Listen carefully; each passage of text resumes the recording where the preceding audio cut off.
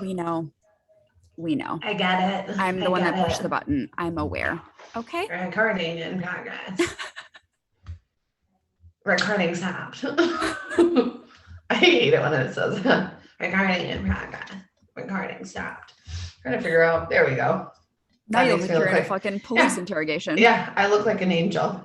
You do. Also, if I could stop instead of like this, the chairs at the pool down there, like the amount of I have bruises and welts. I run into the same every corner of the metal chair. I'm trying to get to my chair. It's just fucking.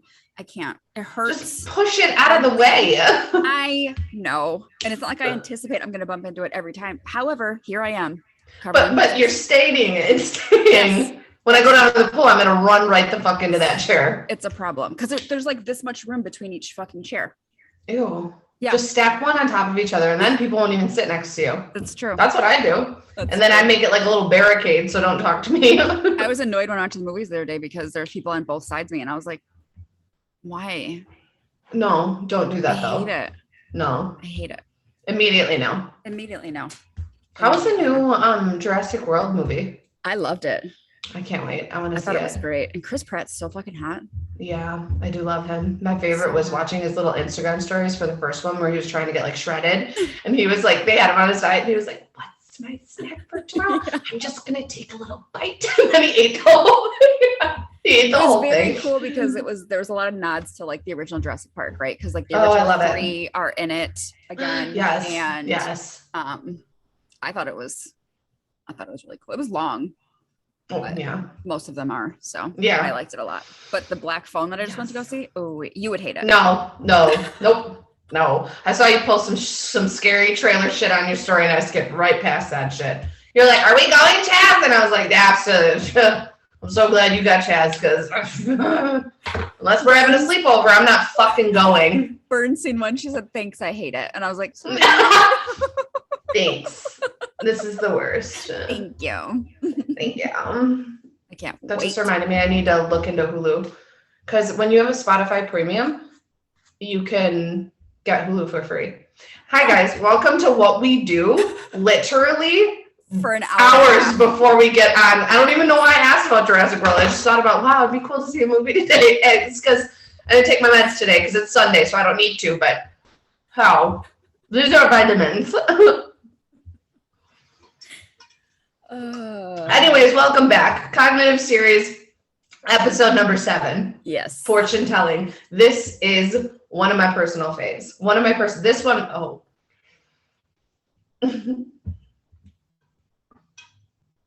Let's, fortune telling. Got a notification. We can go into this one. Got a notification that somebody commented on my post. Who should not be commenting on my posts on Facebook. Okay. And I'm fortune telling that it's going to start a fight. It's going to piss me off. It's going to piss me off. I'm going to fucking lose it. I'm going to lose it. Fortune telling. But that's not the example. That's not the example that we're going to give today. But the notifications, I really got to figure out how to get these notifications not on here on my laptop. Because they pop up and they be pissing me off. Anyways. So fortune telling, one of my personal favorites. First one is feelings are not facts, which we'll get to, and then fortune telling. So fortune telling is, if you think about catastrophizing as like the overarching theme of like everything's gonna go bad, it's gonna turn out wrong, it's this really big, huge problem, worst possible scenarios. Worst possible. So fortune telling is just a step under that of like, okay, my boss sends me an email, I want to talk to you. So I want to talk to you, and catastrophizing looks like I'm going to get fired. I'm not going to be able to pay for my house. Yeah, pack up. I'm fired. Everyone hates me. Yeah. I'm not going to be able to afford food. Fortune telling is I'm going to get in trouble. Mm-hmm. What did I do? I did something wrong. I'm going to get in trouble. I'm going to get reprimanded. Right? They're probably mad at me for something. Yeah, I did something wrong. Mm-hmm. Right. So what are we going to do? Steph's going to give me the again. We're doing steps 3 through 6. Again, you don't know what those steps are, go to the Cognitive Error full podcast episodes, listen to them, and then you'll know what we're talking about. We're going to do steps 3 through 6. So what is the automatic negative thought? So I was thinking about doing something in regards to relationships, right? Like we were talking about earlier, we always use being a mom or having kids as an example. So I wanted to do something with like a partner instead. And I can remember not wanting to talk about things due to this fortune telling attitude of like, well, it's just going to start a fight. He's just going to be mad at me. Right. So if I were to pick an example, it would be, I don't want to tell him, well, see, I don't want to make it too long. That's okay. Make it long. Well, no, because I was thinking if there was a specific thing that I was upset about, right? Like I don't want to tell him that I need him to do more because it's just going to start a fight, right? So if I was thinking about chores around the house and like, I'm not going to bring it up, it's just going to start a fight. I'll just fucking do it myself, right? Yeah. But I'm trying not to make it, a fucking paragraph long. That's okay though, because usually that's what negative thoughts are. They just run on, and then that's why it turns. Write a dissertation. So my thesis. That's what happens. It runs on in our head, and then it goes from one cognitive error, like one distortion, to the next, to the next, to the next. Like in episode 6, when we were talking, we were like, oh, that could be labeling too. That could be this. Yeah, they all start to run together. Or even, I don't want to ask for help. I'm going to say no. Yeah, I don't want to ask for help because he's going to say no because he always says no. Yep. So give me facts that prove that that's true. This is where people struggle, right? Because they will take all of the times and examples that their partner has said no when they've asked for help and be like, well, those are my facts. And while those are facts, those are things that have happened, we are looking specifically, give me facts that prove that when you ask this time that he will specifically say no. I don't know if this is a fact or not, and this is where you can help me kind of like sift through it. But what about asking for help and them saying, I'll do it later, and it doesn't get done?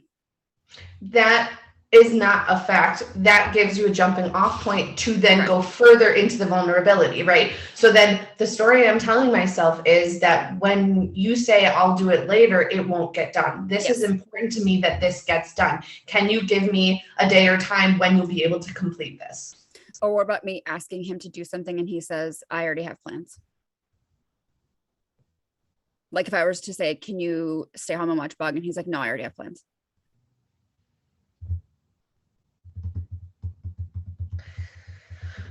I know, it's where it gets tricky, right? Well, but I feel like that's opening a giant can of worms. Well, sure. Like, do you guys have open communication? Did you know about the plans? Are you specifically asking for something that knowing that he had plans? Like, was it something you talked about? Does he just make plans and never talk to you? Because that's a problem. Like, well, I know, but that's why we're both not married. Like, that's why we're both divorced. Because shit like that used to happen. And I'm not saying specifically we got divorced because our partners you didn't ask if you could go out. Like, that's not what it's about. But like, just having the common courtesy to say, like, I want to go do XYZ with my friends, blah, blah, blah, blah, blah. So I feel like that is. So I don't know whether there's actual proof. It was assumptions that I made based on previous situations. Right. Yes. So then time, situations, and examples that prove our negative thought isn't true 100% of the time. So it could be that my partner has done, these things without me asking. My partner has, went above and beyond when I did ask for something. My partner. Or he asked if I needed help with something when I was doing something. And right. And then it could be, again, like I said last time, we don't just keep step 5 to specific to that example. It could be that like your friends, I didn't ask for that. Did you just get an instant message? It's a weekly report of your internet usage. I didn't ask you for that. I know. Apple does it to me all the time. But didn't it sound like AIM? Like, who's instant message? Who's IMing you? Who is it? Tell me. Sorry, guys. I said to check my phone. Is my phone on silent? So we're not saying just specific to this. So it could be times and situations that maybe you assume this about friends too. Of like, if I have this conversation with them, they're going to think I'm being blah, blah, blah, blah, blah, or bitchy, or it's not going to go well. Well, whatever it is, right? So, so don't limit it, right? Of like, okay, I've had open conversations with friends and they've responded appropriately. I've had open conversations with my family and they've responded appropriately. I will say to a fault, I operated in the error of assuming that people would say no if I asked for help. So I didn't ask for help. I just did it myself. Right. Or because they couldn't do it when I needed them to, it would piss me off. So then I was like, well, I'm not going to ask you anymore. Cause I'm asking for help now. Not a week from now. You know what I'm saying? Well, and yes, I know what you're saying. And therein is a point where then we need to turn the lens back on ourselves and reflect it on ourselves. So if we can't just assume that people are going to drop everything that they're doing when we want them to do what we want them to do, right? Like I came home from work on Friday, I had helped out at a bartending shift and there was dishes. And I don't like going to bed with dishes, especially when there's a lot of them. And there's dishes right now and it's pissing me off thinking about it. But like Jeff was like, I'll do them tomorrow. And I was like, no, I'm going to do them now. I don't like having dishes. I don't like them being here.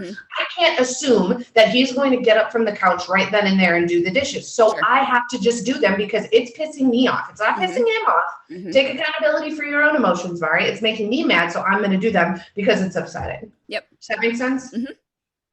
Okay. So if we have no facts that specifically prove in this example that my partner is going to say no, that they won't help, or